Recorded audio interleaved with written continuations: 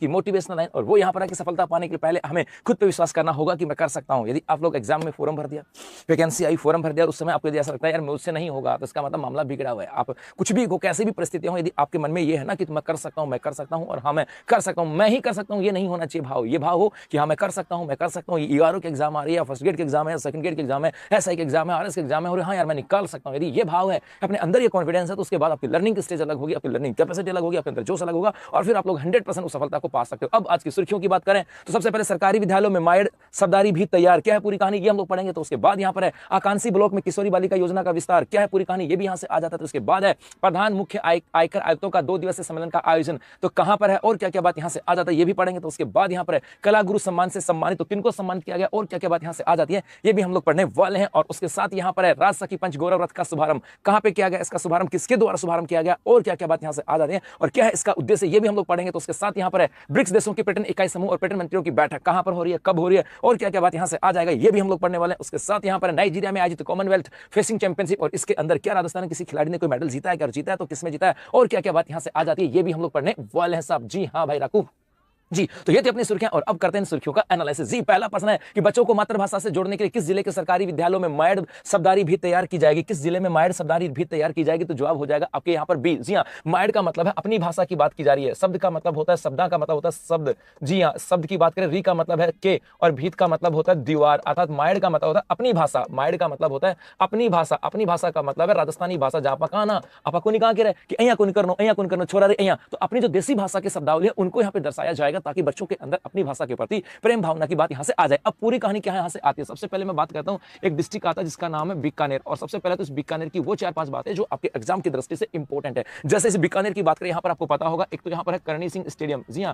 यहां पर है अपना करनी सिंह स्टेडियम, है कि नहीं है। और इस करनी सिंह स्टेडियम की बात करें, यहीं पर अपना हुआ था अभी 80वां स्वतंत्रता दिवस, 80वां जो स्वतंत्रता दिवस है, स्वतंत्रता दिवस, इसका राज्य स्तरीय कार्यक्रम, इस स्वतंत्रता दिवस के राज्य स्तरीय कार्यक्रम का आयोजन किया गया, राज्य स्तरीय कार्यक्रम का आयोजन किया गया, जहां पर राजस्थान के मुख्यमंत्री Bhajanlal Sharma ji as a chief guest आए थे। एक तो याद रखना। दूसरा, हाल ही के अंदर हम लोगों ने बीकानेर के अंदर ये भी पढ़ा था कि देश में तेल भंडारों की बात की गई थी। तो देश में तेल भंडार का निर्माण हाल ही के अंदर हम लोगों ने पढ़ा था कि भैया अब भारत सरकार क्या कर रही है, भारत सरकार के द्वारा इमरजेंसी के क्षेत्र में, इमरजेंसी के समय तेल की समस्या न पैदा हो, इसके लिए बड़े तेल भंडार बना रही ताकि वहां पर 50 से 60 दिन का तेल रखा जा सके, और इसी के लिए तेल भंडार बना रही है, एक मध्य प्रदेश में और एक हमारे राजस्थान के अंदर। और राजस्थान में इसमें से किस डिस्ट्रिक्ट को चुनाव किया, तो ये आ जाएगा आपका बीकानेर। इसके अलावा एक यहां से बीकानेर को हाल ही में करंट अफेयर्स में पढ़ा था, स्वरूपा सोनी पढ़ा था हम लोगों ने, स्वरूपा सोनी। और ये स्वरूपा सोनी कौन थी, तो बेटा ये 15 साल की एक बच्ची थी, 15 वर्ष की एक बच्ची थी, जिसके द्वारा जो माचिस की डिब्बी आते हैं उनका कलेक्शन किया गया था, और लगभग 3500, जी हां लगभग 3500 माचिसों की डिब्बियों का, माचिस की जो डिब्बी है,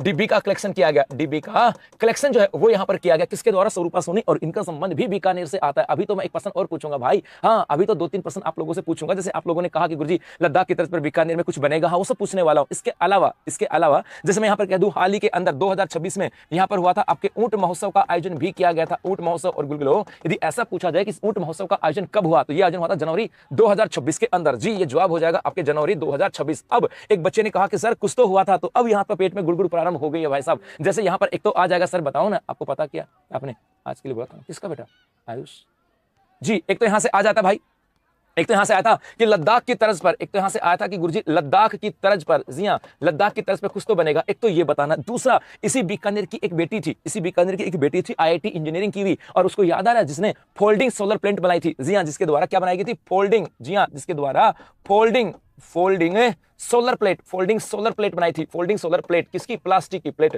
किसकी बनाई थी, प्लास्टिक की, ताकि किसी भी जगह पर उनको लगाया जा सके। ये यहां से आ जाता है। इसके अलावा कुछ और भी था क्या, एक यहां से आ जाती है भाई जी, एक यहां पर आ जाती है आपके, यहीं पर आपके था वो क्या नाम है, सबसे बड़ा सोलर प्लांट, यहीं पर एक आ जाएगा सबसे बड़ा सोलर प्लांट की बात करें कि गुरुजी सबसे बड़ा सोलर प्लांट भी यहां पे लगाया गया, वो कौन सा है ये भी बताना। और हाल ही के अंदर एक छिपकली की बात करें, वो भी आपके यहां से मिली थी, एक छिपकली की बात करें, छिपकली, जी छिपकली, वो भी मिली थी, जिसका नाम क्या था। तो अब ये 4 प्रश्न है जो आप लोगों से मैं पूछ रहा हूं। ये मान लो कि गुरुजी को तो नहीं आता सब, फोल्डिंग सोलर प्लांट की बात करें। अब बताओ यहां से, जैसे एक बच्चे ने कहा गुरुजी 80वां हो गया भैया, हो गया भंडार, हो गया तेल का भंडार, हो गया। अब ये बताओ साहब यहाँ पे मैसिलिना विस्नोई, जी हां एक बच्चे ने कहा सर छिपकली का तो मैं बताता हूं, और इसका नाम था मैसालिना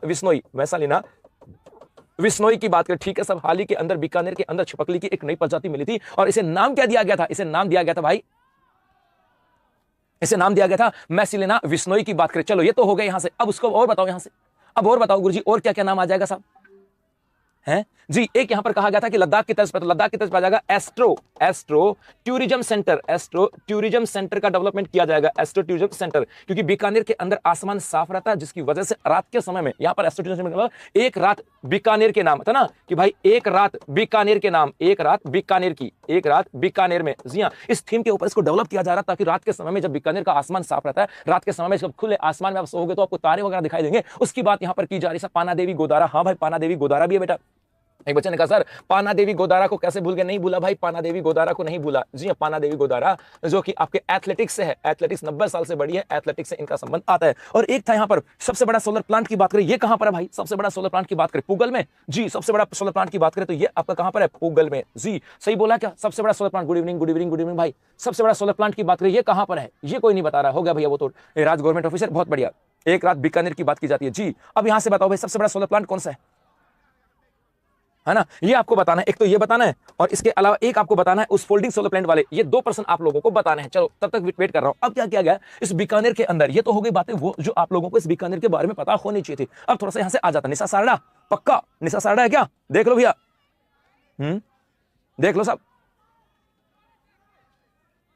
पक्का। चलो एक बच्चे ने कहा मुझे लिख दो, आगे कहां जा रहे हो? लिख दो पूगल, लिख दो सर पूगल लिख दिया। 2450 मेगावाट का, और यहां पे नाम आ जाएगा निशा सारडा लिख दो सर नाम, तो फिर हम लोग कंफ्यूज नहीं होंगे। लो भैया लिख दिया यहां से। अब ठीक है, चलो अब देखो यहां से क्या हुआ इस बीकानेर के अंदर। यहां पर इस बीकानेर के अंदर जो सरकारी विद्यालय है, यहां पर क्या किया जा रहा है? यहां पर जो सरकारी विद्यालय ना, उनके द्वारा एक पहल की गई। सरकारी विद्यालय है और इनके द्वारा एक पहल की गई है सब। और वो पहल क्या की गई, वो बात यहां से आता है कि इन सरकारी विद्यालयों के अंदर अपनी जो मातृभाषा आती है ना, अपने जो मातृभाषा आती है उसको लेकर के पहल की गई। और इसमें क्या कहा गया कि प्री प्राइमरी की बात करें, प्री प्राइमरी से दूसरी कक्षा तक के जो विद्यालय है, तक के जो विद्यालय होंगे, उन विद्यालयों में क्या होगा? उन विद्यालयों में एक दीवार बनाई जाएगी। उन विद्यालयों में एक क्या होगी? दीवार। और उसका नाम क्या होगा? उसका नाम होगा मायड़ भासारी दीवार। मायड़ भासारी दीवार की बात करें, इसका मतलब कहा कि आज भी देखना आप लोग छोटी छोटी स्कूल होते हैं जिनको किंडर स्कूल कहा जाता है सब, है ना? किंडर स्कूल कहा जाता है। तो ऐसे छोटी छोटी स्कूल में प्ले स्कूल होते हैं, कहा ये जो प्री प्राइमरी से लेकर दूसरी कक्षा तक की होते हैं, उनके अंदर एक दीवार होगी, और उस दीवार पर उसको बोला जाएगा मायड़ भाषारी भीत। भीत का मतलब दीवार होता है, और उसके ऊपर अपनी भाषा की शब्दावली को उकेरा जाएगा ताकि अपनी भाषा को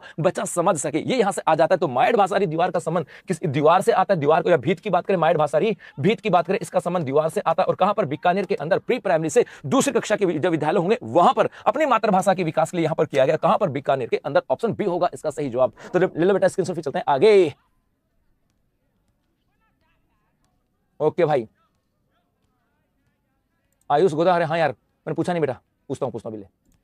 चलो ठीक है, आगे बढ़े यहां से। ये रहा कि बच्चे रोज सीखेंगे स्थानीय बोली के 50 से 100 शब्द। मतलब रोज सिखाया जाएगा उनको कि भैया ऐसा है, ऐसा है, ऐसा है। और ये इसका इंग्लिश वर्जन है कि in which district government school will माइड सवारी भीत be created to connect children with their mother tongue. तो आ जाएगा आपके बीकानेर। उसके बाद यहां पर है मुख्यमंत्री भजनलाल शर्मा के द्वारा राजस्थान के कितने आकांक्षी ब्लॉक में किशोरी बालिका योजना का विस्तार किया गया? तो जवाब हो जाएगा आपके 27। ऑप्शन सी होगा इसका सही जवाब। गुरुजी ये क्या कहता? मुझे नहीं पता क्या कहता, लेकिन पर्सन बहुत खास है। बेसिकली बेटा क्या हुआ, हमारे यहाँ पर जो केंद्र सरकार है ना, केंद्र सरकार की बात करें, इस केंद्र सरकार की एक एजेंसी आती है जिसका नाम आता है नीति आयोग। जी हाँ, एक आयोग आता है, इसका नाम है नीति आयोग। और इस नीति आयोग के द्वारा एक कार्यक्रम चलाया गया था, और इस कार्यक्रम का नाम था आकांक्षी जिला कार्यक्रम। आकांक्षी जिला कार्यक्रम, आकांक्षी जिला कार्यक्रम। ये तो रट दोगे ना भाई कि इस कार्यक्रम की शुरुआत किसके द्वारा की गई? केंद्र सरकार के द्वारा। और इसकी नोडल एजेंसी कौन सी आती है? तो ये आ जाती है आपके नीति आयोग। अब यहां से 2-3 चीजें समझनी होंगी। बेसिकली आकांक्षी जिला कार्यक्रम की शुरुआत की बात करें कि गुरुजी इसकी शुरुआत कब हुई? तो बेटा शुरुआत हुई थी जनवरी 2018 से। इसके अंदर क्या कहा गया था? इसमें कहा गया था कि देश के पिछड़े 112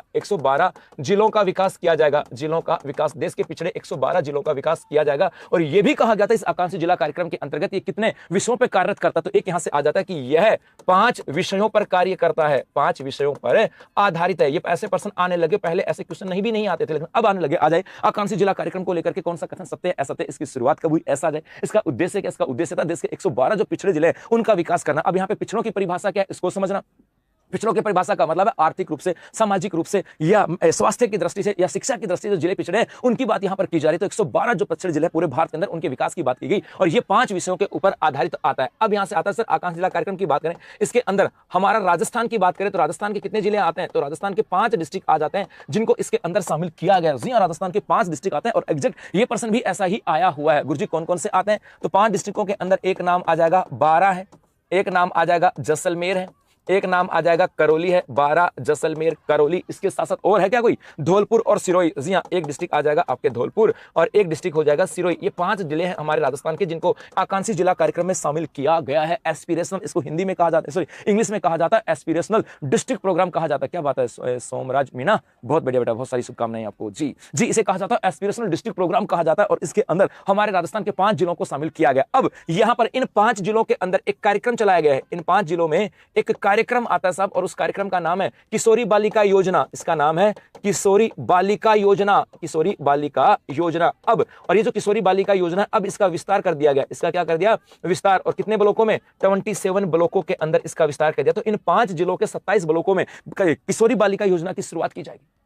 यदि पूछा जाए कि राजस्थान में किशोरी बालिका योजना का संचालन कितने जिलों में है, तो 5 डिस्ट्रिक्ट में। और कितने ब्लॉकों में है, तो जवाब हो जाएगा आपके यहां से, है ना, ये कितना हो जाएगा? 27 ब्लॉक की बात करें। अब हो सकता है आपके मन में ऐसा भी सवाल आए कि सर किशोरी बालिका योजना की बात आपने उधर तो कर दी कि सर इसका विस्तार जो ना वो राजस्थान के 27 जिलों में किया गया, लेकिन थोड़ा सा ये बता दो ना कब चली थी, इसका उद्देश्य क्या है और इसमें वित्त पोषण को लेकर के क्या क्या चीजें आती हैं। तो यहां से बताता हूं भाई, इसकी शुरुआत की बात करें कि गुरुजी किशोरी बालिका योजना की शुरुआत कब की गई थी? इसकी शुरुआत की गई थी 2018 में, 1/6/2018 इसकी शुरुआत की गई थी। और इसके अंदर वित्त पोषण भी पूछा जाए तो वित्त पोषण आता है 50-50, मतलब केंद्र सरकार का 50% और राज्य सरकार का 50%। और इसका उद्देश्य क्या है? सबसे मेन इंपॉर्टेंट तो यह है साहब, जिला दर्शन की बुक लिए कोर्स नहीं, ऐसा हो ही नहीं सकता बेटा। उसमें क्यूआर कोड आता है, पीछे क्यूआर कोड है, उसको स्कैन करो और उसके बाद वो क्यूआर कोड आएगा, उसको स्कैन करो। एक नीचे वो है आपके कूपन है, उसको स्केच करो, क्यूआर कोड आएगा, उसको स्कैन करो। जी हाँ, और यहां से आता है कि सर इसका उद्देश्य क्या था? इसका उद्देश्य था 11 से 14 वर्ष की बालिका, 11 से 14 वर्ष की स्कूल नहीं जाने वाली बालिका की बात करें, स्कूल नहीं जाने वाली बालिका का विकास, गुरुजी इसका मतलब क्या हुआ? बेसिकली यदि 11 से 14 साल की बच्ची स्कूल में जाती है तो पढ़ भी रही है। यदि 11 से लेकर के 14 साल की बच्ची स्कूल में जाती है तो वहां पे मिड डे मील खाना भी मिलता है, तो ऐसे स्थिति में उनका स्वास्थ्य भी ठीक रहता है। और इसका मतलब है कि वो बच्ची पढ़ रही है और उसका स्वास्थ्य भी ठीक है, क्योंकि खाना भी मिल जाता है और बच्ची पढ़ भी रही है। लेकिन कई परिस्थितियां ऐसी होती हैं, दूर दराज का क्षेत्र हो सकता है या आर्थिक परिस्थितियां हो सकती हैं, सामाजिक हो सकती है या कोई स्वास्थ्य की समस्या हो सकती है कि 11 से लेकर के 14 से 18 नहीं बेटा, 11 से लेकर के 14 वर्ष की बालिकाएं यदि स्कूल नहीं जा रही हैं, तो ऐसी स्थिति के अंदर उन बालिकाओं का उनका है ना शारीरिक विकास की बात करें, उनके मानसिक और बौद्धिक विकास की बात की जाती है। तो यदि पूछा जाए किशोरी बालिका योजना, ये योजना इसकी शुरुआत 1/6/2018 को की गई थी और ये 50-50 के वित्त पोषण पे है और इसका उद्देश्य 11-14 है और ये राजस्थान के अंदर 5 जिलों में संचालित है और 5 जिलों के 27 ब्लॉकों में इसका संचालन किया गया। बस इतनी सी बात यहां पर आती है। लेकिन ये तो इस पर्सन के बारे में हो गया यहां से कि भैया आकांक्षी जिला कार्यक्रम क्या है, इसकी शुरुआत कब हुई, कितने जिले थे, इसका उद्देश्य क्या था, कितने विषय पर काम है और राजस्थान में क्या कितनी योजना आई। लेकिन अब यहां से एक चीज और आती है साहब, यहां से एक चीज आती है। यदि यहां पर आकांक्षी जिला की बात करें, एक यहां से आता है कि हमने बात की आकांक्षी जिला कार्यक्रम, और यदि आपको याद हो तो इसी आकांक्षी जिला कार्यक्रम की तर्ज पर हमारे राजस्थान के अंदर भी एक कार्यक्रम की शुरुआत की गई है। याद आ रहा है क्या? वो आता है हमारा बजट 2025-26। याद आ रहा है? बजट 2025-26 की बात करें, बजट 2025-26 के अंदर एक योजना आई थी, इसका नाम था गुरु गोलवलकर, दुष्यंत कुमार, ओके, जिसका नाम हमारा था गुरु गोलवलकर, याद आ रहा है? गुरु गोलवलकर आकांक्षी ब्लॉक कार्यक्रम की बात की जाती है, ब्लॉक कार्यक्रम की बात की जाती है साहब। और ये कहा गया था इसके अंदर के 41 जिले होंगे और 41 जिलों के 41 ब्लॉकों के अंदर इस कार्यक्रम का संचालन किया जाएगा, मतलब हर जिले के एक ब्लॉक में कार्यक्रम किया जाएगा। और आपको ये भी याद हो यहां पर प्रत्येक ब्लॉक में कितना खर्च किया जाएगा, और इसमें कहा गया था कि प्रत्येक ब्लॉक में 1.5 करोड़ रुपए, प्रत्येक ब्लॉक के विकास हेतु कितना 1.5 करोड़ रुपए खर्च किए जाएंगे। ये यहां से आ जाता है। तो आकांक्षी जिला कार्यक्रम ये हो गया, कौन सी योजना थी इसकी चर्चा कर ली। और यदि ऐसा पूछा जाए कि इसकी तर्ज पर राजस्थान में कौन सा कार्यक्रम है, तो आकांक्षी ब्लॉक कार्यक्रम की बात की जाती है। नमस्ते, है ना, ये यहां से आ जाता है। तो ले लो इसमें स्क्रीनशॉट, फिर चलते हैं आगे। जी अब पढ़ूंगा तुम्हारे कमेंट्स, क्या क्या कह रहे हो भाई। जी चलो भैया आगे, क्या कहा? क्या यार नहीं होगा मेरे 11 रुपए मिलेंगे। राधे राधे बेटा, पट्टी हटाऊं? पट्टी 1 सेकंड बेटा, ये लो, अब ले लो स्क्रीनशॉट, चलते हैं आगे। जी काकू, आप राजस्थान जीके का पूरा कोर्स लाओगे तो उत्कर्ष के दूसरे स्टाफ आपके खिलाफ बगावत कर देंगे। अरे तेरी की, तेरा ये ध्यान थोड़ी रखना था। हाँ भाई, तेरा ये काम थोड़ी ना था, ये ध्यान रखना था। डोपा क्या कर रहा है? नरेंद्र सर के तेरी रघुवीर गुजर, थैंक यू बेटा, थैंक यू। आ जाओ भाई। देवसन क्या सर के एग्जाम में जिनका रिजल्ट शो नहीं हो रहा, हो सकता है रिजल्ट रोक लिया हो बेटा। सर उत्कर्ष या आपका भी ग्रेड फर्स्ट पर इतना ध्यान नहीं है क्या? रीट लेवल नहीं, फर्स्ट ग्रेड का नहीं होगा शायद अभी तक। भाई क्या नाम उसका, अक्षय से पूछा गया हो?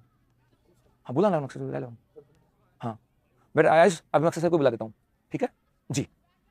चलो भाई आगे देखते रहा कि बजट 2026-27 में आकांक्षी में एक विस्तार कर दिया गया, किशोरी बालिका योजना का विस्तार कर दिया गया, और उसके बाद इसका इंग्लिश वर्जन यहां पर है कि in how many expensive block operation had chief minister Bhajanlal Sharma expended the Kishori Balika Yojana. तो ये आ जाएगा 27 ब्लॉक। उसके बाद यहां पर देश के प्रथम मुख्य आयकर आयुक्तों एवं प्रधान आयकर निदेशकों का, सर अब आएगी थे ना, मैं अक्षय सर को बुला लेता हूँ, है ना, मुझे उम्मीद है कि बच्चे कुछ कह रहे हैं तो आओ सर। पहले तो भाई अक्षय सर का हमारी क्लास में स्वागत है, क्योंकि कभी कभी आते हैं।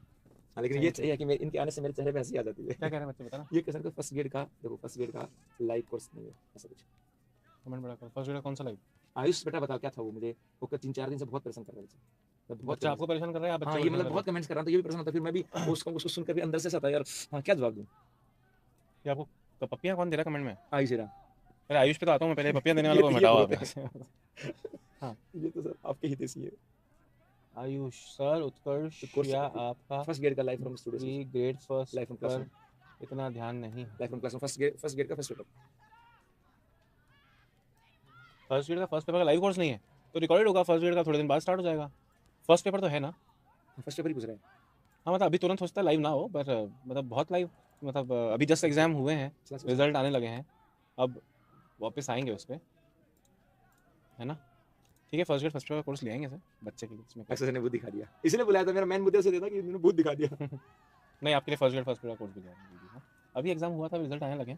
सेकंड ग्रेड जीके के कोर्स बन भी गए हैं, फर्स्ट ग्रेड जीके का भी बैच अभी मेरे ख्याल में अगले 15 दिन के भीतर आपको ऑफलाइन मिल जाएगा और life from classroom online course मिल जाएगा। ठीक है, ठीक है। एक सुनिए बेटा कमेंट्स करना मेरा सर, धन्यवाद। अभी चेक कर लेंगे, ठीक है। एक सर, हाँ वो फर्स्ट ग्रेड ज्योग्राफी के लिए भी कुछ आपके माइंड में चल रहा है, आप स्टार्ट कर दो। चलो, जो तुम लोग कह रहे थे ना कि सर फर्स्ट ग्रेड ज्योग्राफी, अब सर ने अनुमति दे दी। पता ये आदमी है ना ऐसा है, वहाँ तो कमरे में तो कुछ ही बोल देगा, मैं इस चक्कर में यही बुला लेता हूँ कि अब बोल भाई क्या बोलना है। ठीक है सर वो देखो चेक करो ना, चेक करो, चेक चलो चाबी दो इधर। हाँ हाँ चलो भाई आ जाओ। हाँ ठीक है, चलो अब आ जाओ यहाँ से। देश के प्रधान प्रमुख मुख्य आयकर आयुक्तों एवं प्रधान आयकर महानिदेशकों को 2 दिवसीय सम्मेलन कब आयोजित किया जाएगा? अब सर बता देंगे, आपको चिंता मत करो ना, हो जाएगा हो जाएगा हो जाएगा। गब्बर की तरह एंट्री पर जो एंड तो मान। हाँ चलो भाई आगे यहाँ से। तो देश के प्रधान मुख्य आयकर आयुक्तों एवं प्रधान आयकर महानिदेशकों का 2 दिवसीय सम्मेलन कब आयोजित किया गया? कब किया गया इसकी बात कर रहा ना भाई, कब किया गया? तो जवाब हो जाएगा 17 अगस्त 2026। 17 और 18 की बात करेंगे, कब? 17 और 18। जी हाँ, चलते हम लोग कहाँ पे? जयपुर में। अब घूम के आते हैं थोड़ा सा जयपुर, बहुत दिन हो गए भैया जयपुर गए, भी जोधपुर भटक रहा था, कभी किधर चला गया कभी किधर चला गया, लेकिन जयपुर गए बहुत दिन हो गए, तो मैंने सोचा आज क्यों ना जयपुर चला ही चलते हैं, है ना। तो आज जयपुर जा रहे थे तो मैं चलो भाई घुमाते हैं, तो आज जयपुर घुमाते हैं और देखते हैं यहाँ पर क्या हुआ। तो जयपुर के अंदर यहाँ पर आपके 16 और 17 अगस्त को एक सम्मेलन हुआ। उत्तरी की 16 और 17 अगस्त को एक सम्मेलन हो गया, मुझे बुलाया ही नहीं भाई, ऐसे तो गलत बात है ना, आपके काकू को तो कुछ बुलाता ही नहीं यार, ये तो गलत बात है। सम्मेलन हुआ और किसका? ये हुआ आपके मुख्य आयकर आयुक्त। ये किसका हुआ? मुख्य आयकर आयुक्त, मुख्य आयकर आयुक्तों का आयुक्त प्लस एक किसका हुआ? ये प्रधान मुख्य आयकर आयुक्त प्लस एक हुआ प्रधान आयकर महानिदेशक। प्रधान आयकर महानिदेशक की बात करें, इनका एक सम्मेलन हुआ साहब। और यहां से आ जाए कि गुरुजी इस सम्मेलन का उद्घाटन किसके द्वारा किया गया? इसका उद्घाटन तो बेटा ये जो उद्घाटन किया गया ना, ये किसके द्वारा किया गया? रवि अग्रवाल के द्वारा। किसके द्वारा? रवि अग्रवाल के द्वारा किया गया। बस इतनी सी बात यहां पर आता है। तो 17 और 18 अगस्त 2026, क्योंकि ऐसा प्रश्न आ सकता है। अब जब यहां पर नाम आया तो मैं वापस आपको जोधपुर लेकर के आता हूं कि ये हमारा जोधपुर है और इस जोधपुर के अंदर यहां पर है नेशनल लॉ यूनिवर्सिटी। यहां पर आपके नेशनल लॉ यूनिवर्सिटी और इसी नेशनल यूनिवर्सिटी के अंदर यहां पर हुआ था आपके वीसी सम्मेलन। यहां पर हुआ था आपके वीसी सम्मेलन 2.0 का आयोजन किया गया था, जिसके अंदर 26 एनएलयू के सम्मेलन के वीसी शामिल हुए थे। जी हां, वीसी सम्मेलन यहां पर हुआ था। तो ये भी पूछा जाए कि वीसी सम्मेलन 2.0 की बात करें, इसका आयोजन कहां पर हुआ? ये हुआ था आपके जोधपुर में। छोटा सा प्रश्न है, बस ऐसे प्रश्न बन सकता है कि प्रधान मुख्य आयकर आयुक्त और प्रधान आयकर महानिदेशकों का सम्मेलन कहां पर हुआ, इससे बड़ा प्रश्न नहीं बनेगा। और कहां हुआ? तो ये हुआ हमारे जयपुर के अंदर। बस इतनी सी बात है, ठीक है। तो ले लो स्क्रीनशॉट, फिर चलते हैं आगे।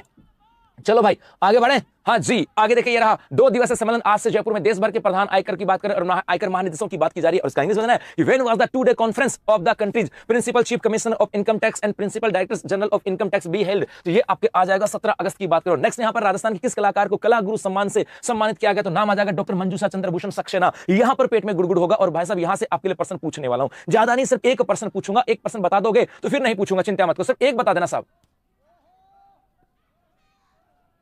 है ना भाई, ठीक है। ये आपको बताना गुरुजी क्या हुआ। चल तो आज चलो जयपुर जोधपुर घूम के आते हैं। चलो अभी कहां घूम के आते हैं, जोधपुर घूम के आते हैं। ये हमारा जोधपुर है साहब, ठीक है, हमारा ही जोधपुर है, हम सबका जोधपुर है, अकेले मेरे का नहीं है। तुम सोचो कि मेरे नरेंद्र का अकेला जोधपुर नहीं, भैया मेरा अकेले का जोधपुर नहीं है, ये हम सबका जोधपुर है। इस जोधपुर की बात करें, यहां पर एक संस्थान है जिसका नाम है संस्कार भारती, और यहां पर इस जोधपुर के अंदर यहां पर गुरुकुल एक संस्थान है जिसका नाम है संस्कार भारती जोधपुर, इसका नाम है संस्कार भारती, संस्कार भारती, इसका एक संस्कार भारती के नाम से एक संस्थान है, एनजीओ, बड़ा एनजीओ है सब। और इसके द्वारा हाल ही के अंदर एक कार्यक्रम किया गया, इसके द्वारा एक कार्यक्रम का आयोजन किया गया, और ये कार्यक्रम का आयोजन किया गया 16 अगस्त वर्ष 2026 को। और कहां पर, तो ये किया गया जय नारायण, ये किया गया जय नारायण व्यास विश्वविद्यालय के ओल्ड कैंपस में। अब तुम समझ गए होंगे कि भैया गुरुजी पर्सन क्या होने वाला है। आई थिंक पर्सन तो तुम समझ गए होंगे कि मैं आपसे पूछने वाला क्यों, जैसे मैंने लिखा ना जय नारायण व्यास विश्वविद्यालय के ओल्ड कैंपस में, तो मतलब 100% कह रहा हूं। अब आप लोग पर्सन भूल गए, समझ गए होंगे साहब। और यहां पर इसी कार्यक्रम के अंदर यहां पर एक अवार्ड दिया गया, यहां पे दिया गया अवार्ड, और उसका नाम था कला गुरु सम्मान, उसका नाम था कला गुरु सम्मान की बात की जाती है। यह अवार्ड यहां पे दिया गया, और किसको दिया गया, तो ये दिया गया डॉक्टर मंजूषा चंद्रभूषण सक्सेना को, चंद्रभूषण सक्सेना को यह अवार्ड दिया गया। बस इतनी सी बात यहां से आती है। अब माइंड में आ गया होगा ना कि क्या प्रश्न पूछ रहा हूं। प्रश्न यह था कि भाई हाल ही के अंदर, है ना, यहां से पर्सन पता क्या पूछ रहा हूं कि हाल ही के अंदर जो अपना ओल्ड कैंपस है, इस ओल्ड कैंपस के अंदर एक प्रतिमा का अनावरण किया गया था, प्रतिमा अनावरण। अब आप लोग मुझे बता दो कि प्रतिमा किसकी थी। पर्सन मेरा यह है, इसके अलावा बड़ा पर्सन नहीं है साहब।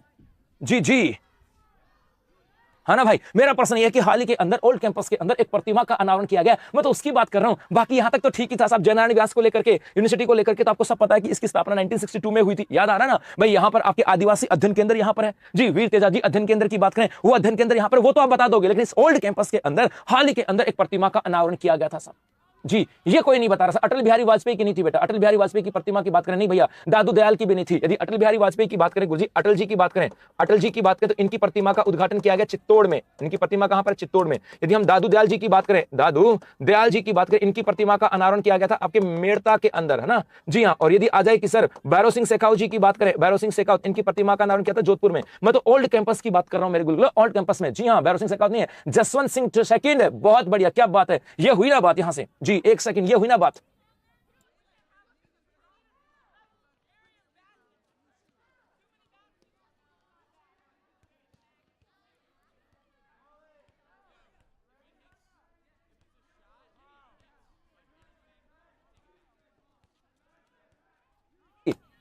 किसकी बात आ जाएगी, किसका नाम आ जाएगा, जसवंत सिंह सेकंड जी, जसवंत सिंह द्वितीय की बात करेंगे तो ये नाम आ जाएगा आपके जसवंत सिंह द्वितीय। और इतना मुझे पता कि आधे तो बच्चे भूल गए थे कि सर ये क्वेश्चन भी पढ़ाया था, कि हाँ मेरे गुरुकुल पढ़ाया था। जसवंत सिंह द्वितीय की बात करें, इनकी प्रतिमा का अनावरण किया गया कहां पर, इसी ओल्ड कैंपस में। बस इतना याद रखना है। तो ले लो स्क्रीनशॉट, फिर चलते हैं आगे। इस पर्सन में सिर्फ इतना ही है और कुछ भी नहीं है। आगे बढ़ते हैं मेरे बच्चों, आगे यहां से आ जाए। ये रहा इसका खबर कि डॉक्टर मंजूषा चंद्रभूषण सक्सेना को मिलेगा कला गुरु सम्मान, और उसके साथ साथ ये रहा इसका इंग्लिश वर्जन। तो डॉक्टर मंजूषा चंद्रभूषण सक्सेना की बात करें, उसके बाद है 16 अगस्त 2026 को राजसखी पंचगौरव रथ का शुभारंभ कहां पे किया गया, तो जवाब हो जाएगा आपके जयपुर में, ऑप्शन बी हो जाएगा। गुरुजी ये क्या कहानी है, जयपुर की बात करते हैं सब, जयपुर की बात करते हैं। इस जयपुर के अंदर हाल ही के अंदर एक रथ का शुभारंभ किया गया, रथ का शुभारंभ किया गया। रथ का मतलब भाई समझ गए होंगे, एक दुकान सी एक गाड़ी चलाएगी। रथ का मतलब है कि आज वो रथ नहीं है, घोड़ा गाड़ी वाला रथ नहीं है, आज ये वो रथ नहीं है साहब, ये वो रथ नहीं है कि भैया हाँ ऐसे वो पहले वाले रथों की बात नहीं कर रहा। आज एक जो गाड़ी होता है, पिकअप होती है, ट्रैक होता है, उसी को रथ कहा जाता है। और यहां पर रथ कार्यक्रम की शुरुआत की, रथ का शुभारंभ किया गया, और इसका नाम था राजसखी, इसका नाम था राजसखी पंचगौरव रथ, राजसखी पंचगौरव रथ की बात करें, इसकी शुरुआत की गई। और कब, तो ये जवाब हो जाएगा सर 16 अगस्त। अब मुद्दा यहां से आता है कि गुरुजी इसकी शुरुआत जो की गई ना, इसके राजसखी पंचगौरव रथ की बात करें, इसकी नोडल एजेंसी क्या है, नोडल एजेंसी, तो बेटा इसकी नोडल एजेंसी आ जाती है राजीविका। इसकी नोडल एजेंसी कौन सी आती है, राजीविका। और राजसखी पंचगौरव की रथ की शुरुआत की गई, और इसका उद्देश्य पूछा जाए तो इसका उद्देश्य था कि जयपुर के जो पंचगौरव हैं, पेट में गुड़गुड़ हो गई, जयपुर के जो पंचगौरव हैं, पंचगौरव को आम जन तक पहुंचाना, आम जन तक पहुंचाना। अब आप में से बता दूं, जैसे हम किसी डिस्ट्रिक्ट में रहते हैं, जैसे मैं झुंझुनू का रहने वाला हूं, और मेरे झुंझुनू के पंचगौरव क्या है, मैंने वो पढ़ तो लिया होगा, लेकिन वो कहां पर है मुझे नहीं पता भाई साहब। उसी प्रकार से बात यहां पे की गई कि गुरुजी जयपुर के अंदर जितने भी जयपुर के जो पंचगौरव है ना, उनको पढ़ तो लिया होगा। आप लोगों ने भी पढ़ा होगा सर, आप लोगों ने पढ़ा होगा कि जयपुर में पंचगौरव ये है, जी खेल में ये है, पर्यटन में ये है, उद्योग में ये है, उपज में ये है, फसल में है पंचगौरव। तो आप लोगों ने खूब पढ़ा होगा साहब, खूब पढ़ा होगा। लेकिन जो जयपुर में रहने वाले व्यक्ति हैं, क्या उन्होंने पंचगौरव को देखा है, क्या उनको समझा है, नहीं ना। तो उनको आम आदमी तक उसकी पहुंच को बढ़ाने के लिए एक राजसखी पंचगौरव रथ की शुरुआत की गई। इसका उद्देश्य था, और एक उद्देश्य था कि महिला जो समूह है, महिला समूह को आत्मनिर्भर बनाना, महिला समूह को आत्मनिर्भर बनाना, आत्मनिर्भर बनाना ये इसका उद्देश्य था। और इसकी नोडल एजेंसी कौन सी आती है? राजीविका। और इस राजीविका को लेकर के तो एक दो बातें आपको आती ही आती हैं। इस राजीविका को लेकर के तो एक दो बातें आती ही आती हैं। जैसे एक तो यहां से पूछा जाता है कि गुरुजी इसके चेयरमैन कौन है, तो एक तो इसके होते हैं भैया स्टैंडिंग चेयरमैन होते हैं, एक तो होते हैं स्टैंडिंग चेयरमैन और वो होते हैं सीएम, और एक होते हैं कार्यकारी की बात करें और वो होते हैं चीफ सेक्रेटरी। इसके अलावा एक इंपॉर्टेंट चीज और आती है कि गुरुजी इसके ब्रांड एम्बेसडर कौन है? ब्रांड एम्बेसडर तो नाम आ जाएगा रूमा देवी। और रूमा देवी की बात करूं तो ये कहां की रहने वाली है? भीलवाड़ा की। ये कहां की रहने वाली है? भीलवाड़ा की। और यहां पे जब ब्रांड एम्बेसडर का नाम आया तो मेरे मन में ऐसा आ रहा है कि आज मैं आपसे दो तीन बातें तो पूछ ही लूं ब्रांड एम्बेसडर को लेकर के। जैसे यहां से मैंने आपसे पूछा कि राजीविका की ब्रांड एम्बेसडर कौन है, तो ये तो मैं बता दूंगा, लेकिन मन में और है सवाल, मन में और एक क्यूरियोसिटी है कि आपसे पूछूं। जैसे एक यहां से आ जाए कि सर इसकी ब्रांड एम्बेसडर होगी, लेकिन एक स्वच्छ भारत अभियान की बात करें, स्वच्छ भारत अभियान इसका ब्रांड एम्बेसडर कौन है? और गुरुजी ये तो बता दो ना सर। वैसे आपने बताया तो है सर, ये सेकंड गेट में आया भी था, सेकंड गेट में आया भी था और मैंने बताया भी था। उसके साथ साथ एक और बता देता हूं, एक आता है बेटी बचाओ बेटी बचाओ बेटी पढ़ाओ कार्यक्रम की बात करें, इसकी ब्रांड एम्बेसडर कौन है? तो यहां तक तो हो गया साहब। राजसखी पंचगौरव रथ की बात करें, इसकी शुरुआत 16 अगस्त को की कहां से? जयपुर से। इसकी नोडल एजेंसी कौन सी? राजीविका। इसका उद्देश्य था जयपुर के जो पंचगौरव उनकी पहुंच हर व्यक्ति तक हो। और इसके अलावा महिला